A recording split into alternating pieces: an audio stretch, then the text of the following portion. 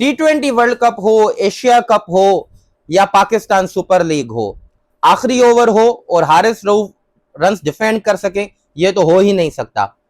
आज भी हारिस रऊफ को लास्ट ओवर में पहले 14 रन्स डिफेंड करने थे, उसके बाद जो बॉल टेम्परिंग वाला इशू हुआ उसमें 5 रन्स की पेनल्टी की वजह से 9 रन्स डिफेंड करने थे, और आज भी वो पहले 2 बॉल्स में ही 10 रन करवा बैठे, वो भी एक टेल एंडर। मतलब अब्बास आफरीदी एक नाम के ऑलराउंडर तो जरूर हैं, लेकिन वो एक बॉलर हैं और कभी कभी बैटिंग कर लेते हैं। उनसे 2 बॉल्स में ही एक छक्का भी खा लिया, एक बाउंड्री भी कंसीड कर ली। तो हारिस रऊफ पे ये जो टैग है रन मशीन वाला, अब तो ये समझे कि एक प्रूवन फैक्ट होते जा रहा है। पहले मैं या काफी बहुत सारे लोग जो हारिस रऊफ के फैंस थे वो डिफेंड करते थे, नहीं नहीं कभी कभी बुरा दिन आ जाता है। आप 2022 के T20 वर्ल्ड कप का MCG वाला मैच देखें जहां पे विराट कोहली ने उनको 2 छक्के लगा दिए। उसके बाद आप USA वाला मैच देखें, उसमें भी वो 12 रन डिफेंड नहीं कर सके। आप एशिया कप का फाइनल देखें जहां पूरी टीम का इकोनॉमी रेट दूसरे बॉलर्स का, इवन फहीम अशरफ, ये ऑलराउंडर्स जो है उनका इकोनॉमी रेट 6-7 पे था, और हारिस रऊफ ने 3.4 ओवर्स में वहां पे 50 रन कंसीड कर लिए। इवन आज का मैच देखें कि सारे बॉलर, आप शाहिन शाह अफरीदी की बॉलिंग देखें, मुस्तफिजुर रहमान को देखें, आप मतलब उसामा मीर को देखें, मतलब सारे बॉलर्स की इकोनॉमी रेट देखें, और हारिस रऊफ ने आज भी 3.3 ओवर्स में 45 रन कंसीड करवा के लाहौर कलंदर्स को मैच हरवा दिया। इस मैच में लास्ट ओवर से जब 19th ओवर कंप्लीट हुआ और लास्ट ओवर में कराची किंग्स को जीतने के लिए सिर्फ 14 रन दरकार थे, तो वहां पे एक इशू अचानक इरप्ट हुआ और लाहौर कलंदर्स के कैप्टन शाहिन शाह अफरीदी ने हारिस रऊफ को फाइनल ओवर करने के लिए बुलाया। तो वहां पे अचानक देखा गया कि फखर जमान और शाहिन शाह अफरीदी और हारिस रऊफ ये तीनों खड़े थे और एम्पायर ने बॉल मंगवा लिया, और उसके बाद एम्पायर ने कहा कि बॉल की जो कंडीशन है वो ठीक नहीं है, और लाहौर कलंदर्स पे 5 रन की उन्होंने पेनल्टी भी लगाई और बॉल भी चेंज किया। देखें टेक्निकली ये होता है कि जो अंपायर्स होते हैं वो हर ओवर के बाद बॉल की कंडीशन को देखते हैं, कि मतलब एम्पायर्स ये खुद जज करते हैं कि हर ओवर के, मिसाल 4थे ओवर के बाद या 8वें ओवर के बाद, 15वें ओवर के बाद कि बॉल की कंडीशन कैसी है, और फिर वो जज करते हैं कि क्या ये बॉल की कंडीशन को खराब किया गया है। तो देखें इन इजियर टर्म्स ये है कि उस टाइम ये कमेंटेटर्स ये कह रहे थे कि बॉल की कंडीशन खराब हो गई है, इस वजह से बॉल को चेंज किया गया एंड पेनलाइज भी किया गया है लाहौर कलंदर्स का। तो ये क्लियर केस है बॉल टेम्परिंग का, उसकी वजह से लाहौर कलंदर्स को पेनल्टी पे 5 रन भी दिए गए, जिसकी वजह से कराची किंग्स को सिर्फ लास्ट ओवर में 9 रन ही करने पड़े। और उसके बाद ये था कि ये कराची किंग्स के जो प्लेयर्स उस टाइम खेल रहे थे, आजम खान और खुशदिल शाह, उन्होंने अंपायर को कंप्लेन किया है, देन अंपायर ने हारिस रऊफ से बॉल लिया है और उसके बाद फिर दूसरा बॉल दिया गया है लाहौर कलंदर्स का। अब इस सारे इशू में उस टाइम लाहौर के कैप्टन शाहिन शाह अफरीदी बिल्कुल खुश नजर नहीं आ रहे थे और बिल्कुल ही डिसअपॉइंटेड नजर आ रहे थे। और अब सोशल मीडिया पे ये बात हो रही है, जो आप पिक्चर्स देख रहे हैं कि फखर जमान का नाम आ रहा है कि जिन्होंने ये बॉल टेम्परिंग की है, मतलब अलेजली उन पे आ रहा है, मैं उन पे इल्जाम नहीं लगा रहा हूँ। अब जब पोस्ट मैच सेरेमनी में पूछा गया लाहौर के कैप्टन शाहिन शाह अफरीदी से कि ये रमीज राजा ने पूछा कि ये क्या इशू हुआ, तो शाहिन ने भी यही कहा कि उनको कुछ नहीं पता, ऑब्वियसली फिर वो कैमराज में देखेंगे एंड फिर ही कुछ डिसाइड होगा। मैच के बाद मैच रेफरी रंजन मधुगाले ने भी लाहौर के कैप्टन शाहिन शाह अफरीदी को अपने पास बुलाया और वजाहत मांगी इस सारे इशू पे। अब देखें कि ये इशू आगे चल के कहाँ बैठता है। और अब वापस आते हैं मैच में। अब देखें 128 रन बहुत मतलब इतना बड़ा टोटल नहीं था, इवन पिच मुश्किल था खेलने में, लेकिन कराची की अर्ली ऑन विकेट्स भी गिर गई। लेकिन हारिस रऊफ जब 14th ओवर करने आए, मतलब इतनी टेलर मेड सिचुएशन थी, इतनी इजी सिचुएशन थी, और वहां पे उन्होंने 18 रन कंसीड कर लिए। यूएई के जो कैप्टन है, मतलब कराची के किंग्स से जो ओपनर मोहम्मद वसीम, उन्होंने उनको छक्के लगाए, बाउंड्रीज लगाई, वहां पे प्रेशर। उसके बाद फिर आप देखें कि 18th ओवर हारिस रऊफ ने खुद भी ठीक किया। 19th ओवर में मुस्तफिजुर रहमान ने क्या कमाल ओवर किया है, मतलब सिर्फ 6 से 7 रन दिए। लास्ट ओवर में चले पेनल्टी लग गई, जो भी इशू हुआ, आप इतने एक्सपीरियंस बॉलर हैं फिर भी 9 रन थे डिफेंड करने के लिए। और अब्बास आफरीदी जो एक ऑलराउंडर हैं, मतलब बॉलिंग ऑलराउंडर हैं, जो कि बैटिंग कर सकते हैं, इतना एक्सपीरियंस बॉलर जिसने वर्ल्ड कप खेले हुए हैं, ओडीआई वर्ल्ड कप भी खेला हुआ है, 2-3 T20 वर्ल्ड कप खेले हुए हैं, एशिया कप खेले हुए हैं, तकरीबन 8-9 साल से वो PSL खेल रहे हैं।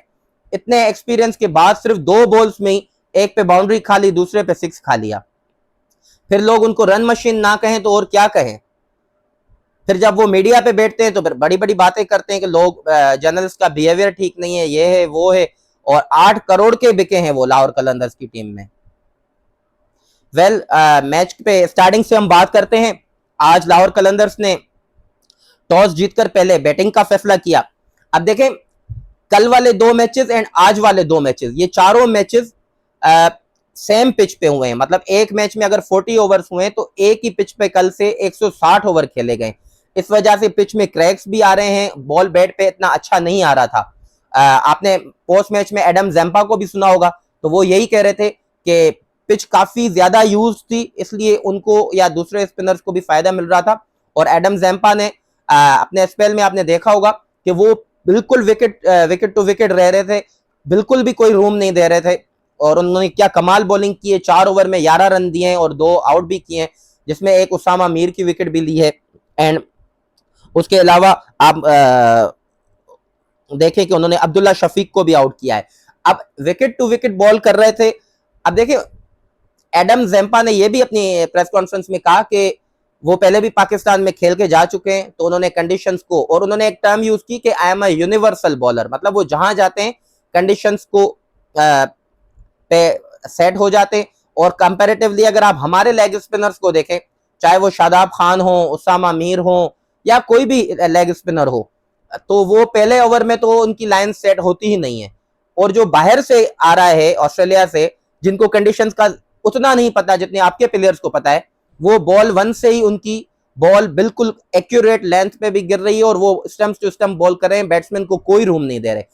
आप अब्दुल्ला शफीक को देखें, जिस बॉल पे अब्दुल्ला शफीक को एडम जैम्पा ने आउट किया है, तो उन्होंने पहले उनको इतना ही बिल्कुल रूम नहीं दिया और फिर एक शॉर्ट बॉल करके अब्दुल्ला शफीक को डिसीव किया है। पहले 3 ओवर में उनके 11 रन थे, लास्ट ओवर उन्होंने उसामा मीर को आउट किया और विकेट मैडन किया। आप देखें, मैडन ओवर करना जहां पे इतने रन हो रहे हैं, ये बहुत बड़ी बात है। सो सैल्यूट टू कराची किंग्स की मैनेजमेंट, जिन्होंने एडम जैम्पा को, मैंने लास्ट वीडियो में भी यही बात की कि 4.5 करोड़ नहीं, ये तकरीबन 9-10 करोड़ का प्लेयर था। सो उनको इतने सस्ते मिल गए, सो ये इनके लिए काफी फ्रूटफुल साबित होंगे आगे चल के। आप मैच पे स्टार्टिंग से बात करते हैं। लाहौर कलंदर ने पहले बैटिंग स्टार्ट की तो फखर जमान एंड मोहम्मद नईम ओपनिंग के लिए आए। अब जैसे ही फखर जमान आए तो वहां पे कराची किंग्स के डेविड वार्नर ने मोइन अली को ball they the, obviously for the obvious reasons के जब लेफ्ट हैंडर होता है सामने तो ऑफ स्पिनर को राउंड द विकेट लगाते हैं ताकि वो बॉल। अब फखर जमान इतने एक्सपीरियंस बैटर हैं, मतलब 10 साल उनको, 10-15-12 साल इंटरनेशनल क्रिकेट में हो गए, उनको ये पता भी था कि ये चौथा मैच सेम पिच पे हो रहा है, तो बॉल ऑब्वियसली टर्न भी हो रहा था, ग्रिप भी हो रहा था, लेकिन उन्होंने आते साथ ही न पिच पे टाइम गुजारा, न टर्न को रीड किया, और आते साथ ही फीट यूज करके वो मोइन अली की बॉल पर स्टंप आउट हुए। एंड उसके बाद फिर दूसरे ओवर में ही आपके मोहम्मद नईम को मीर हमजा ने आउट कर दिया। सो मीर हमजा ने मोहम्मद नईम को आउट किया। उसके बाद मुझे नंबर 3 पर अब्दुल्ला शफीक आए। अब अब्दुल्ला शफीक ने आज 33 रन बनाए 24 बॉल्स पर, 137 का स्ट्राइक रेट था। देखें, जो लोग ये क्रिटिसाइज कर रहे हैं कि अब्दुल्ला शफीक आज स्लो खेले हैं, ये यूज पिच था जिसपे आज चौथा मैच चल रहा था। सो ये कंडीशंस वैसी नहीं थी जैसे आपको पेशावर ज़ल्मी एंड रावलपिंडी की टीम के मैच में मिली थी, जहां पे हाई स्कोरिंग मैच। और लाहौर कलंदर्स की पूरी टीम ने, इवन इनकी मैनेजमेंट ने एक गलती की है, इन्होंने आज सही से पिच रीड नहीं किया। ये बॉल 1 से ही मारने के चक्करों में थे कि हम 200 करेंगे या 220 करेंगे। ये 220 या 230 वाला पिच नहीं था। आप अगर आज दिन वाला मैच भी देखें क्वेटा एंड हैदराबाद का, तो उससे भी अंदाजा हो रहा था कि ये पिच यूज्ड है और यहाँ पे 170 या इवन 180 रन भी इनफ होंगे। और लाहौर कलंदर का जो बैटर आ रहा था वो मारने की तरफ जा रहा था। इसमें अब्दुल्ला शफीक एक सेंसिबली खेल रहे थे, लेकिन जब एडम जैम्पा ने उनको डॉट पे डॉट करवाना शुरू किया, उनको कोई रूम नहीं दिया, तो फिर शॉर्ट बॉल पर वो डिसीव हो गए और हसन अली को कैच थमा बैठे। उसके बाद नंबर 4 पर परवेज हुसैन इमोन आए। अब देखिए, परवेज हुसैन इमोन को जो उन्होंने पिक किया है लाहौर ने, ये समझ नहीं आ रहे मतलब इनको क्यों पिक किया। इवन बांग्लादेश के जो सपोर्टर्स हैं वो भी सोशल मीडिया पे हैरान है कि लाहौर कलंदर्स ने कैसे पिक कर दिया है। मतलब इतने उनके बैटिंग में डिफिशिएंसीज हैं, आप उनको शॉर्ट बॉल करवा दें और वो आके आपको विकेट थ्रो कर देते हैं। सो ये इस स्क्वाड में समझ नहीं आ रहे। परवेज हुसैन इमाम को अगर आप ड्रॉप करते हैं और आप हसीबुल्ला को नंबर 4 पर खिलाते हैं तो इससे आपका कॉम्बिनेशन एक बेहतर भी होता है। हसीबुल्ला कुछ मुनासिब फॉर्म में भी है और आपको नीचे एक बैट्समैन या ऑलराउंडर की एक मौजूदगी मिल सकती है। सो सलमान अली आगा ने पहले परवेज हुसैन इमाम से एक छक्का भी खाया, उसके बाद सलमान अली आगा ने एलबीडब्ल्यू किया। हसीबुल्ला खान आज 28 रन बनाए 30 बॉल्स पर, उनकी भी आज मतलब 93 का स्ट्राइक रेट। चले पिच मुश्किल था लेकिन अब इतना भी नहीं कि आप इतना स्लो खेलें। उसके बाद आज सिकंदर रजा बिल्कुल ही एक अलग ही चेहरे से नजर आया। मतलब लास्ट मैच में आया वो 240 का स्ट्राइक रेट था, लेकिन आज जब ऊपर से कोलैप्स हो गया तो सिकंदर रजा ने सोचा कि बहुत सारे ओवर पड़े हैं, मैं टाइम ले लेता हूं। ठीक है, आपने टाइम लिया, आपने 20 बॉल्स फेस किए हैं, 19 रन बनाए हैं, और लेकिन जब टाइम लिया है आप इतना सेट हो गए थे और जब उस स्टार्ट को कैपिटलाइज करने का टाइम आया तो सिकंदर रजा भी अब्बास आफरीदी को विकेट थ्रो करके चले गए। अब जब शाहीन शाह अफरीदी आज देखे लाहौर कलंदर पूरे 5 बॉलर्स के साथ गया है तो नंबर 6 पर ही नंबर 7 पर ही शाहीन शाह अफरीदी को बैटिंग के लिए आना पड़ा।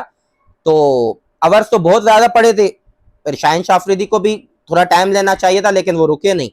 इस तरह से लाहौर कलंदर्स की टीम सिर्फ 128 रन ही आज स्कोर कर पाई है और इसमें काफी अच्छी बॉलिंग की है कराची किंग्स की टीम ने। उसमें एडम जेम्पा की मैंने पहले ही बात कर दी, 4 ओवर 11 रन 2 विकेट्स। उसके अलावा आज हसन अली ने सिर्फ विकेट तो एक लिए, 4 ओवर 25 रन देके, लेकिन क्या कमाल बॉलिंग की। आप डे टू डे देख रहे हैं लास्ट ईयर की पीएसएल से कि day to day Hasan Ali की बॉलिंग इंप्रूव हुई। आज 5 से 6 इतने कमाल और पके यॉर्कर लगाए हसन अली ने, it was good to watch. अब मीर हमजा ने 3 ओवर्स 14 रन 2 विकेट्स।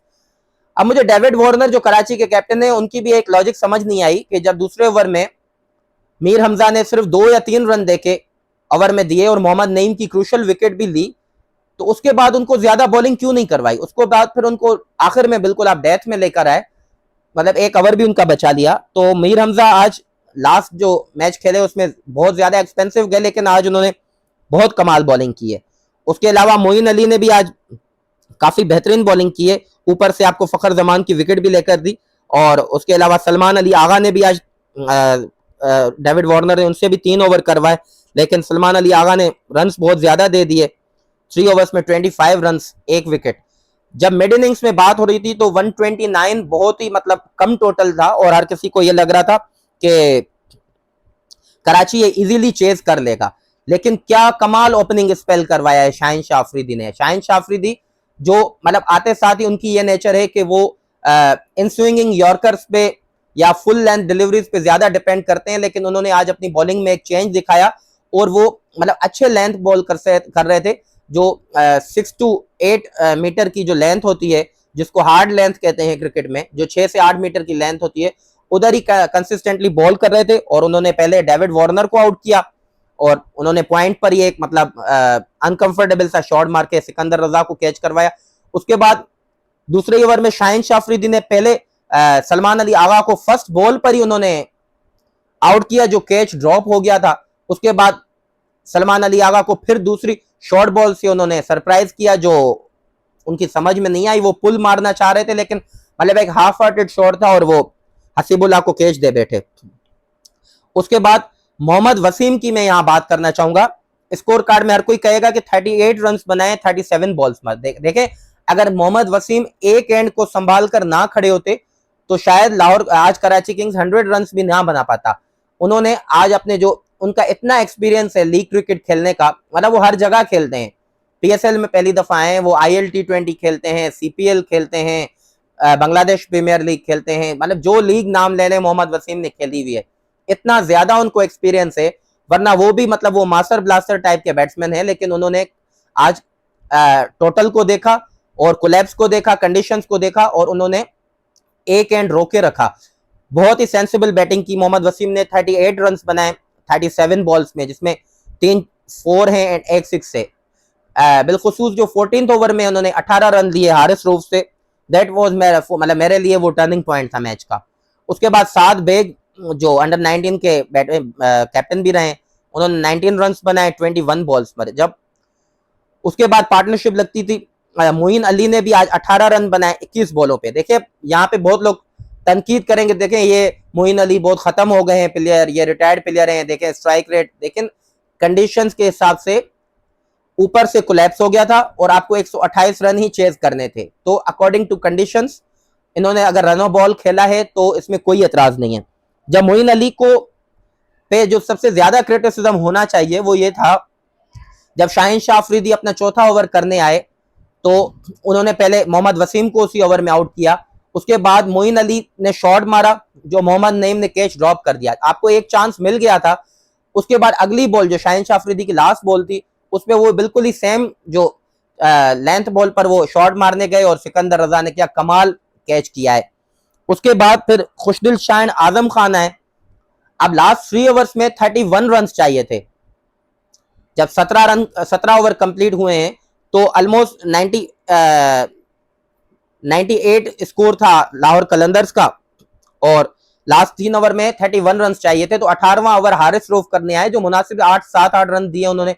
उसके बाद जो 19th ओवर कमाल दिया ना मुस्तफिजुर रहमान ने, उन्होंने मतलब पूरा ट्राई किया है, आजम खान हो या खुशदिल शाह हो, लेकिन उन्होंने उनको हिलने भी नहीं दिया। मीन इवन जहां पे इतने पके यॉर्कर मारे थे मुस्तफिजुर रहमान ने कि वहां पे वो 2 रन भी नहीं लेके पा रहे थे और एक ही लास्ट ओवर में, जब लास्ट ओवर से पहले लाहौर कलंदर, शाहीन शाह अफरीदी ये सारे बिल्कुल कंफर्टेबल थे क्योंकि हारिस रऊफ के पास डिफेंड करने के लिए 14 रन थे। तो शाहीन शाह अफरीदी या पूरी लाहौर कलंदर की मैनेजमेंट को लग रहा होगा कि ये इजीली डिफेंड कर लेंगे हारिस रऊफ, लेकिन वहां पे जो सारा वो कंट्रोवर्सी हुई है बॉल टेम्परिंग वाली, फिर बॉल चेंज हुआ, फिर 5 रन पेनल्टी के लगे, उसके बाद फिर 9 रन रह गए। वहां पे आई थिंक पूरी लाहौर कलंदर की टीम के जो शोल्डर गिर गए, इतना प्रेशर, लेकिन कोई ये नहीं सोच रहा था कि मतलब शाहीन शाह हारिस रऊफ इतनी जल्दी इतनी आसानी से हार मान लेंगे।